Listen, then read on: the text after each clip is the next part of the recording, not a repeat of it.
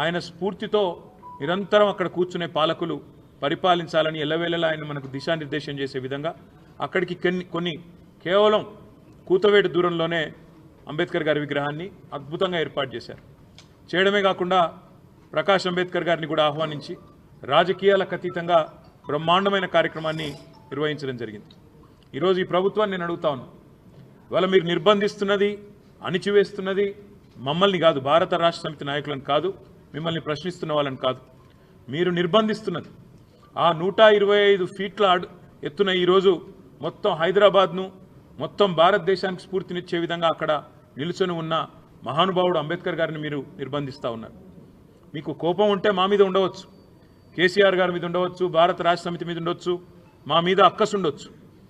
కానీ ఆ అక్కసును ఒక మహానుభావుడు ఏప్రిల్ 14 వారి జయంతి, డిసెంబర్ 6 అంబేద్కర్ గారి వర్ధంతి, మధ్యలో రాజ్యాంగ దినోత్సవం కూడా ఉన్నది. ఈ 3 సందర్భాల్లో కూడా బ్రహ్మాండంగా అక్కడ కార్యక్రమాలు చేయవచ్చు. డాక్టర్ బాబాసాహెబ్ అంబేద్కర్ దగ్గర విగ్రహం దగ్గర ఒక అద్భుతమైన మ్యూజియం కూడా ఏర్పాటు చేసినాం. దాన్ని ఈరోజు వరకు మీరు పట్టించుకోరు.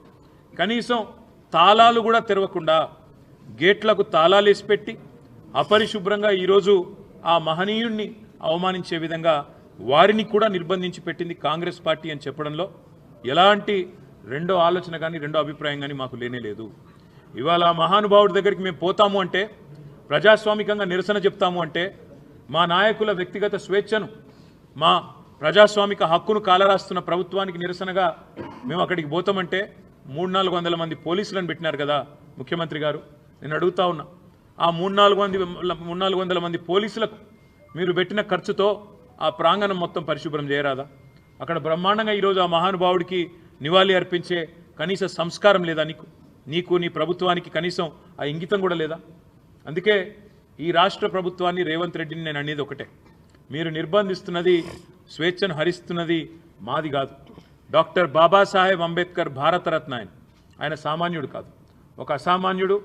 ఈరోజు ప్రపంచవ్యాప్తంగా విశ్వవిఖ్యాత మేధావుల్లో ఒకటిగా గుర్తించబడ్డవాడు. ప్రపంచంలోని గొప్ప విశ్వవిద్యాలయాలు, హార్వర్డ్ అలాంటి